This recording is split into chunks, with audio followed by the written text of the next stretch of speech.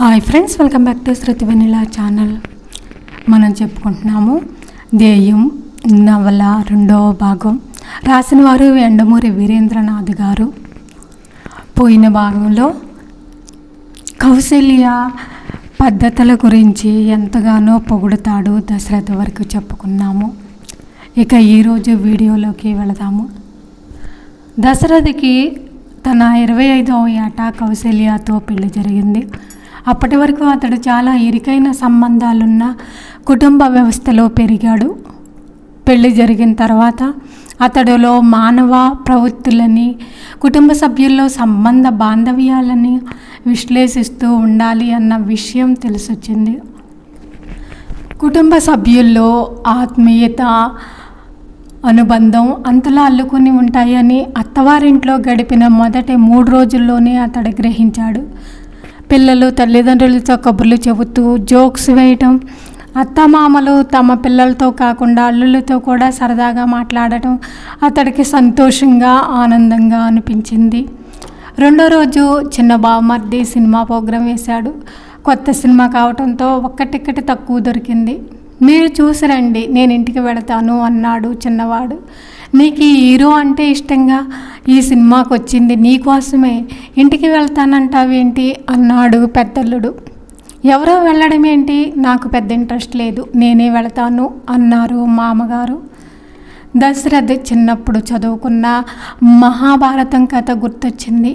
బకాసురుడికి ఆహారంగా వెళ్ళడానికి కుటుంబ సభ్యులందరూ నేనంటే నేననడం.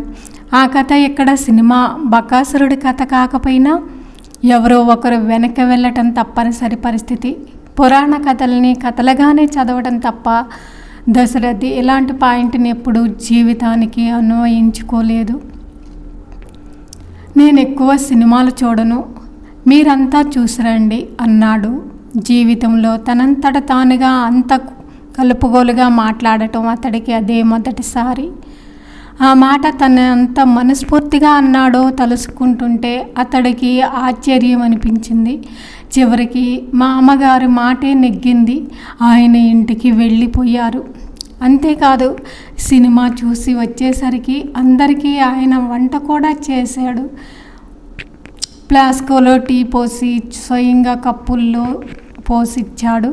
తనకిచ్చిన టీలో అల్లం రుచి గమనించి ఆశ్చర్యంతో పాటు సంతోషం కంటనేరు తిరిగింది దశరథ్కి. ఉదయం ఏదో మాటల్లో తనకి టీలో అల్లం వేస్తే ఇష్టమని బామ్మర్దితో చెప్పటం ఆయన విన్నట్లున్నారు. ఇలాంటి చిన్న చిన్న విషయాలే ఆప్యాయతను పుట్టిస్తూ ఉంటాయి. తన తల్లిదండ్రుల నుంచి తను పొందలేకపోయిందేమిటో అప్పుడు అర్థమైంది అతడికి. అంతేకాదు, తన కుటుంబ సభ్యులకు తను పంచి పెట్టవలసిందేమిటో కూడా తెలిసొచ్చింది. అతనికి తెలిసినంత వరకు తన తల్లిదండ్రులకి ఒకరి పట్ల మరొకరికి అసంతృప్తి, దాన్ని సరైన పద్ధతిలో వ్యక్తం చేసుకొని దాని లోటు పోట్లను సరిదిద్దుకునే ఆలోచన వాళ్ళు ఎప్పుడూ చేయలేదు. దాంతో రోజు ఘర్షణ. ఆ ఘర్షణకి పిల్లలు బలైపోయారు. పిల్లలు కూడా ఆ వాతావరణంలో ఒకరి పట్ల మరొకరు ఆత్మీయత అనేది పెంచుకోకుండా ఏకాకుల్లాగా మిగిలిపోయారు. నిర్లిప్త అనే అడ్డుగోడ తప్ప ఆ ఇంట్లో మరేం మిగలలేదు. గతం ఎప్పుడూ ఒక అనుభవం. ఆ అనుభవ సారాన్ని తన భవిష్యత్తుకి, తమ పిల్లలకి ఉపయోగించాలని అతనికి తెలియజెప్పింది. అతని భార్య కౌసల్య చదువుకోవటం, పెరగటం, పెద్దవటం, పెళ్లి జరగటం, చనిపోవటం అన్నీ యాంత్రికంగా జరిగిపోయాయి. అప్పటి వరకు అతనికి ఒక గాఢమైన అభిప్రాయం ఉండేది. అలా కాకుండా బ్రతకటం, జీవించటం కోసమని అతడి భార్య తెలియచెప్పింది. పిల్లల్ని కనటంతో బాధ్యత మొదలవుతుంది. ఆ పిల్లలు పెరిగి తమ వ్యక్తిత్వాన్ని తాముగా సంతరించుకునే వరకు ఆ బాధ్యత పెరుగుతూనే ఉంటుంది. ముఖ్యంగా వాళ్ళ బాల్యం, యవ్వన దశలు తల్లిదండ్రులకే కష్టమైన కాలం, క్లిష్టమైన కాలం. అందుకే పిల్లలు వయసుని దృష్టిలో ఉంచుకొని ఆ స్థాయిలోనే ఆలోచించాలని వాదిస్తుంది కౌసల్య. తనకు అలాంటి ఆలోచనలు కలగపోవటానికి కారణం తాను పెరిగిన విధానంలో లోపమా, లేకపోతే సొంతంగా ఆలోచించే నిర్ణయాలు తీసుకునే ధైర్యం లేకపోవటమా అని చాలాసార్లు ఆలోచించాడు దశరథ్. అతడికి ఒక విషయం చాలా స్పష్టంగా అర్థమయ్యింది. ఆ విషయం అతనికి ఆనందాన్ని ఇచ్చింది కూడా. ఎందుకంటే అతడు మునుపటి దశరథ కాదు, సానబెట్టిన బంగారంలో అతని వ్యక్తిత్వం ఇప్పుడు ప్రకాశిస్తుంది. డోర్ బెల్ మోగగానే వంటింట్లో పనిచేస్తున్న అనసూయమ్మ వచ్చి తలుపు తీసింది. కృష్ణమూర్తి అప్పుడే ఆఫీసు నుంచి వచ్చాడు. రుక్మిణి ఏది? లోపలకు వచ్చి చెప్పులు విడుస్తూ అడిగాడు తల్లిని. అవినాష్ వాళ్ళ ఇంట్లో పార్టీ కదా, కిట్టి పార్టీయో అదేదో పార్టీ, దానికి వెళ్ళింది అంది. పిల్లలు వాళ్ళు కూడా అక్కడికే వెళ్ళారనుకుంటా, నాకు చెప్పలేదు. టీ కప్పు తెచ్చి అందిస్తూ అంది. కృష్ణమూర్తి అలసటగా వెనక్కి వాలి పడుకున్నాడు. ఇంటికి వచ్చే సమయానికి భార్య ఇంట్లో లేకపోవటం అతడికి ఎందుకో అసంతృప్తిగా అనిపించింది. తల్లి వచ్చి పక్కన నిలబడింది. నువ్వేమీ అనుకోనంటే నేను ఒక మాట చెబుతాను, వింటావా అని అడిగింది. ఏమిటో చెప్పు అన్నాడు. ఏం లేదు, ప్రీతంకి 12 ఏళ్ళు కూడా లేవు. అప్పుడే స్కూటర్ నడపటం దేనికి? వాడలా స్కూటర్ తీసుకొని వెళ్ళిపోతుంటే నా గుండె దడదడలాడుతూ ఉంటుంది. తిరిగి వచ్చే వరకు గాబరాగా ఉంటుంది అంది. కృష్ణమూర్తి నవ్వాడు. 12 ఏళ్లే అయినా బాగా పొడిగా ఎదిగాడు, పర్వాలేదు. ఇప్పటి నుంచే అన్నీ నేర్చుకోవడం మంచిది అన్నాడు. ఏమోరా, నాకు భయం వేస్తుంది. స్కూల్ కూడా లేదు. ఆ స్కూటర్ తీసుకొని పొద్దుననగా వెళ్ళాడు, భోజనానికి కూడా రాలేదు. ఇంకా వాడు చెల్లెళ్ళు అయితే వాళ్ళమ్మ దగ్గర డబ్బు తీసుకొని సినిమాకి వెళ్ళిపోయింది, ఇంతవరకు రాలేదు. ప్రీతం దగ్గర డబ్బు ఉందిలే అమ్మ, ఎక్కడో టిఫిన్ చేసి ఉంటాడు. నువ్వు ఇలాంటి భయాలు పెట్టుకోవద్దు. మీ రోజులు కాదు, ఈ రోజుల్లో ప్రతి ఒక్కరికి ఇండివిజువాలిటీ ఉండాలి అన్నట్లు ఇండివిజువాలిటీ ఉండాలి అన్నట్టు అంటే అని నవ్వాడు. నీకు ఎలా చెప్పాలో నాకు తెలియట్లేదు.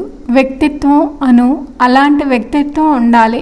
పూర్వం రోజుల్లో నువ్వు నన్ను పెంచినట్లు నేను ప్రీతంని పెంచితే వాడు ఎందుకు కొరకాకుండా పోతాడు, అవినాష్లా తయారవుతాడు అన్నాడు. అనసూయమ్మకేం అర్థం కాలేదు. 12 ఏళ్ల కుర్రోడికి స్కూటర్ మీద అధికారం ఇస్తే వాడు చూసిన సినిమాల్లో గుర్రం మీద వెళ్ళి రాకుమారుడు లాగానో పోలీస్ ఇన్స్పెక్టర్ లాగానో ఊహించుకుంటూ వేగంగా నడపడా?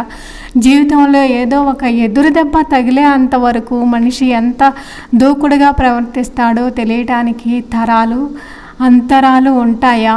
ఇంత చిన్న విషయం కొడుకు తెలుసుకోడేం అనుకుంది మనసులో. నిజమే, ఇండివిజువాలిటీ అంటే ఏమిటి తనకు అర్థం కాదు.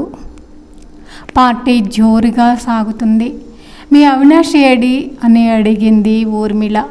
చదువుకుంటున్నాడు, పరీక్షల దగ్గరికి వచ్చాయిగా, ఇంకా పిలిచినా బయటికి రాడు గర్వంగా చెప్పింది పార్వతి.